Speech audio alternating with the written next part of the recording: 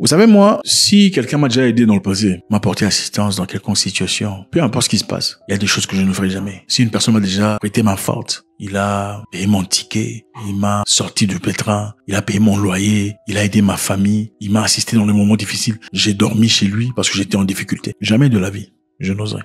Même si la personne raconte des histoires sur moi, commence à m'insulter, dit n'importe quoi, je ne ferai absolument rien. À moins qu'il commence à insulter ma mère. Alors là, peut-être je vais le mettre dans le coin, le rosser un tout petit peu. Ou peut-être qu'il parle de mon épouse, ou de ma fille, ou d'un truc comme ça. D'accord. Touche ma sœur, ok. Mais moi, directement, je le ferai pas. Pourquoi? Parce que ma conscience me rappellera toujours que cette personne a été là, au moment les plus sensibles de ma vie. Jamais je ne me leverai, jamais je ne raconterai des histoires sur lui. Ah, lui se prend pour qui? D'ailleurs, lui, jamais je ne le ferai. Dans la plupart des cas, les gens qui font ces genres d'histoires sont généralement des gens qui ne comprennent pas le passé. Vous ne comprenez pas le sens du passé. Quand une personne t'a déjà aidé dans la vie, tu fermes ta bouche. Il peut raconter n'importe quoi. Tu fermes ta bouche. Je pense qu'il y a l'exemple, peut-être pas très bien choisi, d'un musicien très célèbre qui a quitté un autre musicien très célèbre. Le musicien très célèbre, c'est-à-dire le grand musicien très célèbre, a commencé à raconter des histoires. Non, le petit là, il était ici, je l'ai aidé, patati patata. Mais le musicien jeune qui s'est retrouvé dans la vie n'a jamais raconté des bêtises sur lui, par respect. Pourquoi? Parce qu'il reconnaît, quand le monsieur là m'a pris, je n'étais nulle part. Il m'a aidé.